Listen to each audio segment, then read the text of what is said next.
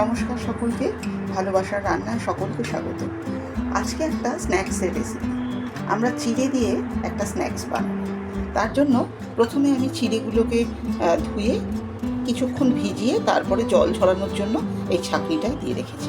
আমাদের লাগছে গাজর গ্রেট করে নিয়েছি, কাঁচা লঙ্কা কুচিয়ে নিয়েছি, পেঁয়াজ কুচিয়ে নিয়েছি, ক্যাপসিকামও সরু সরু করে কুচিয়ে নিয়েছি, আর একটু আদাটাও আমি গ্রেট করে নিয়েছি। এছাড়া যেটা লাগবে সেটা হলো ধনেপাতা, অল্প একটু ধনেপাতা কুচিয়ে নিয়েছি। নুন লাগছে, গোলমরিচের গুঁড়ো, গরম মশলার গুঁড়ো লাগছে, আর চিনি লাগছে, আর লাগছে তেল। যে কোনো তেলই ব্যবহার করতে পারেন ভাজার জন্য।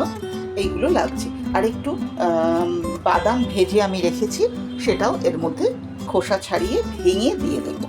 এবার চলুন শুরু করি আমরা রান্নাটা। এর জন্য আমি কড়াই বসিয়ে নিয়েছি। দেখতেই পাচ্ছেন ছোট চামচের 1 চামচ, খুব সামান্য একটু তেল দিয়েছি। ইন্ডাকশন অন করছি। এবার একটু ফোড়ন দেব। এখানে আমি জিরে ফোড়ন দেব। কম তেল তো, চারিদিকে দিয়ে ছড়িয়ে দিলাম। এই জিরেটা আমি ফোড়ন দেব, আর কিচ্ছু দেব না। জিরেটা মোটামুটি ভাজা হচ্ছে। এইবার আমি আদাটা দিয়ে দেবো।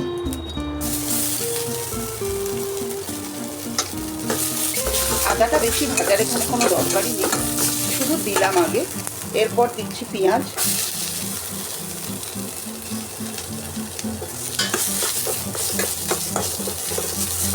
সামান্য নাড়াচাড়া করে দিচ্ছি। এবার বাকি সবজিগুলোও দিয়ে দিচ্ছি, কাঁচা লঙ্কা, গাজর, ক্যাপসিকাম। সবজিগুলোর কাঁচা গন্ধ চলে গেছে, এটা রেডিও হয়ে গেছে। এবার আমি এটা বন্ধ করে দিলাম, দিয়ে এটা ঠান্ডা হওয়া পর্যন্ত অপেক্ষা করব। চিড়েগুলো সব জল ঝরিয়ে নিয়ে নিয়েছি। এবার আমি এগুলোকে হাত দিয়ে ভালো করে মেখে নেব। খুব চটকে মাখতে হবে যাতে একটু মোলায়েম হয়। সবজিগুলো কিছুটা ঠান্ডা হয়ে গেছে, চিড়েটাও আমি খুব ভালো করে হাতে করে মেখে নিয়েছি। এবার এর মধ্যে এই যে আলু সেদ্ধটা করে রেখেছিলাম এটা মিশিয়ে দেব, আর দেব ধনেপাতাটা। এই ধনেপাতাটা মিশিয়ে দেব। এইগুলো ভালো করে মিশিয়ে তারপর চিড়ের সঙ্গে এগুলো মেখে নেব। এই আলু সেদ্ধ, ধনেপাতা, সবজি একসঙ্গে মেখে নিয়েছি। এবার এর মধ্যে আমি চিড়ে এগুলো যেগুলো চটকে রেখেছি সেইগুলো দেব। বাকি মশলাগুলো নিয়ে ফিরে এবার মশলাগুলো দেব। এর মধ্যে ভাজা জিরের গুঁড়ো দিলাম। এখানে কিন্তু ধনে জিরে না, শুধু জিরে ভাজা গুঁড়ো দিলাম 1 চামচ, চা চামচের। আচ্ছা, এখানে এই ছোট চামচের 1 চামচ গোলমরিচের গুঁড়ো দিচ্ছি। এই গরম মশলার গুঁড়ো দিলাম, সরি, বারবার এটা ভুল করছি আমি। আচ্ছা, নুনটা এখন 1/2 চামচ দিচ্ছি, কারণ 1/2 চামচেরও কম দিলাম, কারণ আগে আমি সবজির সঙ্গে নুন দিয়েছি, সেটা দেখে নেব। আর চিনি দেব। এখানে আমি পাউডার সুগারটা ব্যবহার করছি, খুব কম, 1/2 চামচেরও কম চিনি দিলাম। এবার এটা আমি মাখবো। ও আরেকটা জিনিস হচ্ছে, এই চিনে বাদামগুলো গুঁড়ো করে রেখেছি, তাই সেই গুঁড়োগুলো এইগুলো দিয়ে দিলাম। এইগুলো দিয়ে ভালো করে আমি মাখবো। মেখে যেটুকু দরকার লাগবে তখন আমি এই বেসনের ব্যবহার করব। এরপরে ফিরে আসছি। এটা মাখা হয়ে গেছে।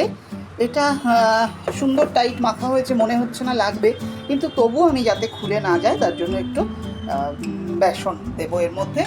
এবং এর মধ্যে নুন টুন সব ঠিকই আছে। চলুন অল্প একটু বেসন দিয়ে টাইট করে ফিরে আসি। সবটা মেখে নিয়েছি। এবার হাতে তৈরি করব, আর এই যে তেলে ডিপ ফ্রাই করব। কাটলেটগুলো করে আমি তেলে দিয়েছি। আঁচ খুব জোরে নয়, মাঝারি আঁচে। আগে একটু এটা শক্ত হয়ে যাক, তারপরে আমি উল্টে দেব, দিয়ে আঁচটা বাড়িয়ে দেব। এখন কিন্তু কম আঁচ নেই, মাঝারি আঁচ আছে। এই 3টে ভাজাকে উল্টে দিয়েছি, দিয়ে সাইডে আবার জায়গা করে আরেকটা দিয়ে দিয়েছি। আপনারা এইটা যদি ছোট বাচ্চাদের খাওয়াতে চান তাহলে এটা একটু মিষ্টি বেশি দিতে পারেন, এর মধ্যে কিশমিশ কুচিয়ে দিতে পারেন, ভালো লাগবে খেতে। অথবা ছোটদের প্যাটিস, বার্গার তৈরি করে দেওয়ার জন্য এই মণ্ড থেকে এইভাবে না ভেজে একটু গোল করে বা পাউরুটির মধ্যে দেওয়ার মতো সেই শেপ করে যদি ভেজে রাখেন তাহলে সেটা ওদের টিফিনের মতো খেতে দিতে পারেন। পাউরুটির মধ্যে বাচ্চারা যেরকম বার্গার দিয়ে খায়, তো নানানভাবেই এটা ব্যবহার করতে পারেন। মনে করলে এর মধ্যে সেদ্ধ ডিমের টুকরো এর মধ্যে ভরে ভাজতে পারেন। এটা কিন্তু সব কিছুতেই আপনি সব কিছুই তৈরি করতে পারবেন এটা দিয়ে। চলুন ভাজাটা রেডি করি। মাঝারি আঁচেই ভাজাটা হচ্ছে। এটা মোটামুটি রেডি হয়ে গেছে। এই যেটা শেষে দিয়েছি এইটা আর একটু হবে, এবার এগুলো আমি তুলে ফেলবো।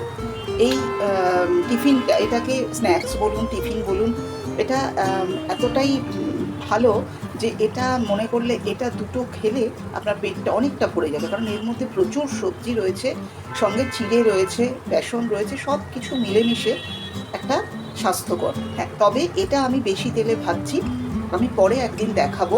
এইটাই আমরা টিকিয়ার মতো খুব কম তেলে ভেজে নিতে পারি।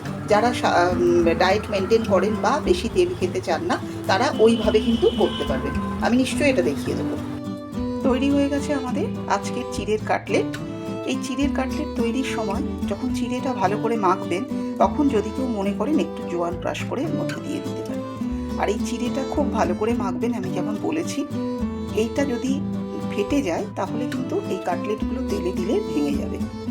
আর এই কাটলেট আমার মতো বেশি তেলেও ভাজতে পারেন, আবার টিকিয়ার মতো কম তেলেও এটাকে ভেজে নিতে পারেন। দুরকমই ভালো লাগবে খেতে। আপনারা নিজেরাও তৈরি করুন, তৈরি করে খেয়ে জানান কেমন হয়েছে। ভালো লাগলে লাইক করবেন, কোনো পরামর্শ থাকলে কমেন্ট করবেন, আর আমার চ্যানেলটাকে সাবস্ক্রাইব করবেন। সবাই খুব ভালো থাকুন। নমস্কার।